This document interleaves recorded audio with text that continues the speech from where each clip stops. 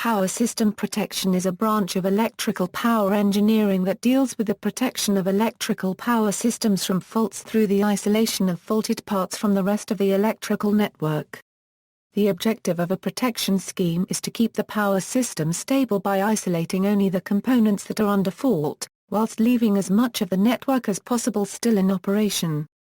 Thus, protection schemes must apply a very pragmatic and pessimistic approach to clearing system faults. Components. Protection systems usually comprise 5 components: current and voltage transformers to step down the high voltages and currents of the electrical power system to convenient levels for the relays to deal with, protective relays to sense the fault and initiate a trip, or disconnection, order. Circuit breakers to open-close the system based on relay and door-closer commands. Batteries to provide power in case of power disconnection in the system. Communication channels to allow analysis of current and voltage at remote terminals of a line and to allow remote tripping of equipment. For parts of a distribution system, fuses are capable of both sensing and disconnecting faults. Failures may occur in each part, such as insulation failure, fallen or broken transmission lines, incorrect operation of circuit breakers, short circuits and open circuits. Protection devices are installed with the aims of protection of assets, and ensure continued supply of energy. Switchgear is a combination of electrical disconnect switches, fuses or circuit breakers used to control, protect and isolate electrical equipment. Switches are safe to open under normal load current, while protective devices are safe to open under fault current. Protective device.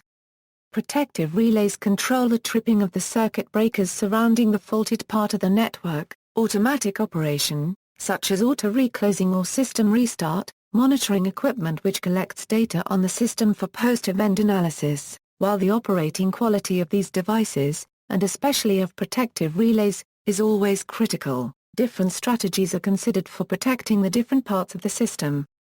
Very important equipment may have completely redundant and independent protective systems, while a minor branch distribution line may have very simple low-cost protection. There are 3 parts of protective devices: instrument transformer, current or potential, relay, circuit breaker. Advantages of protected devices with these 3 basic components include safety, economy, and accuracy. Safety. Instrument transformers create electrical isolation from the power system, and thus establishing a safer environment for personnel working with the relays. Economy. Relays are able to be simpler, smaller, and cheaper given lower-level relay inputs. Accuracy. Power system voltages and currents are accurately reproduced by instrument transformers over large operating ranges. Types of protection. Generator sets in a power plant. The protective relays are intended to prevent damage to alternators or to the transformers in case of abnormal conditions of operation, due to internal failures, as well as insulating failures or regulation malfunctions. Such failures are unusual, so the protective relays have to operate very rarely. If a protective relay fails to detect a fault, the resulting damage to the alternator or to the transformer might require costly equipment repairs or replacement, as well as income loss from the inability to produce and sell energy.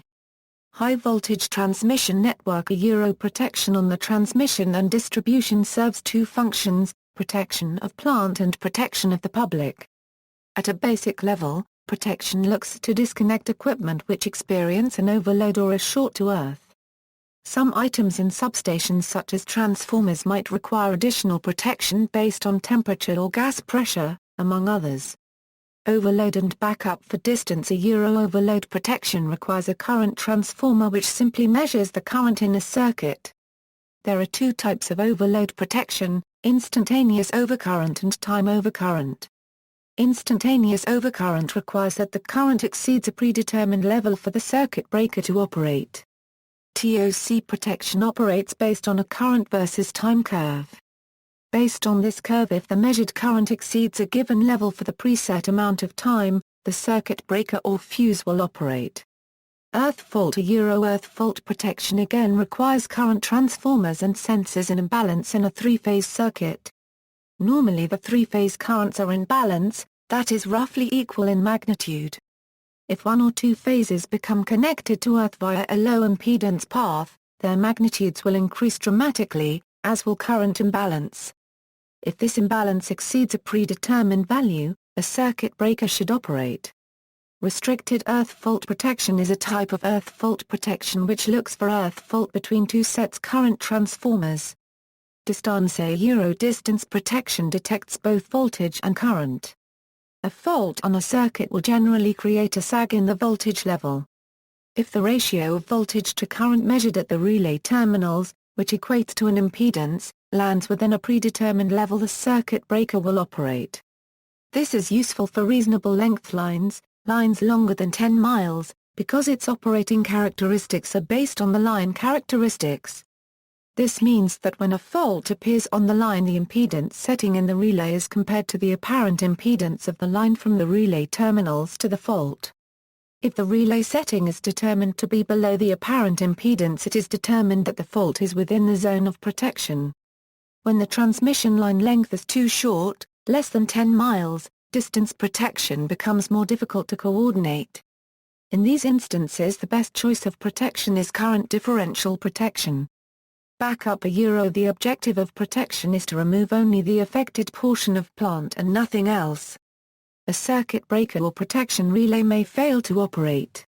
In important systems, a failure of primary protection will usually result in the operation of backup protection. Remote backup protection will generally remove both the affected and unaffected items of plant to clear the fault. Local backup protection will remove the affected items of the plant to clear the fault. Low-voltage networks. The low-voltage network generally relies upon fuses or low-voltage circuit breakers to remove both overload and earth faults. Coordination. Protective device coordination is the process of determining the best fit timing of current interruption when abnormal electrical conditions occur. The goal is to minimize an outage to the greatest extent possible. Historically, protective device coordination was done on translucent log paper. Modern methods normally include detailed computer-based analysis and reporting. Protection coordination is also handled through dividing the power system into protective zones. If a fault were to occur in a given zone, necessary actions will be executed to isolate that zone from the entire system. Zone definitions account for generators, buses, transformers, transmission and distribution lines, and motors. Additionally, zones possess the following features: zones overlap regions denote circuit breakers, and all circuit breakers in a given zone with a fault will open in order to isolate the fault. Overlapped regions are created by two sets of instrument transformers and relays for each circuit breaker. They are designed for redundancy to eliminate unprotected areas. However, overlapped regions are devised to remain as small as possible such that when a fault occurs in an overlap region and the two zones which encompass the fault are isolated, the sector of the power system which is lost from service is still small despite two zones being isolated. Disturbance monitoring equipment. Disturbance monitoring equipment monitors and records system data pertaining to a fault. DME accomplish three main purposes: model validation, disturbance investigation, and assessment of system protection performance. DME devices include sequence of event recorders, which record equipment response to the event, fault recorders, which record actual waveform data of the system primary voltages and currents. Dynamic disturbance recorders, which record incidents that portray power system behavior during dynamic events such as low-frequency oscillations and abnormal frequency or voltage excursions. Performance measures. Protection engineers define dependability as the tendency of the protection system to operate correctly for in-zone faults. They define security as the tendency not to operate for out-of-zone faults. Both dependability and security are reliability issues. Fault tree analysis is one tool with which a protection engineer can compare the relative reliability of proposed protection schemes. Quantifying protection reliability is important for making the best decisions on improving a protection system, managing dependability versus security trade-offs, and getting the best results for the least money. A quantitative understanding is essential in the competitive utility industry. Performance and design criteria for system protection devices include reliability, selectivity, speed, cost, and simplicity. Reliability: devices must function consistently when fault conditions occur, regardless of possibly being idle for months or years. Without this reliability, systems may result in high costly damages. Selectivity: devices must avoid unwarranted, false trips. Speed: devices must function quickly to reduce equipment damage and fault duration, with only very precise intentional time delays. Economy: devices must provide maximum protection at minimum cost. Simplicity: devices must minimize protection circuitry and equipment. See also, fault current limiter, network analyzer, prospective short circuit current. Notes.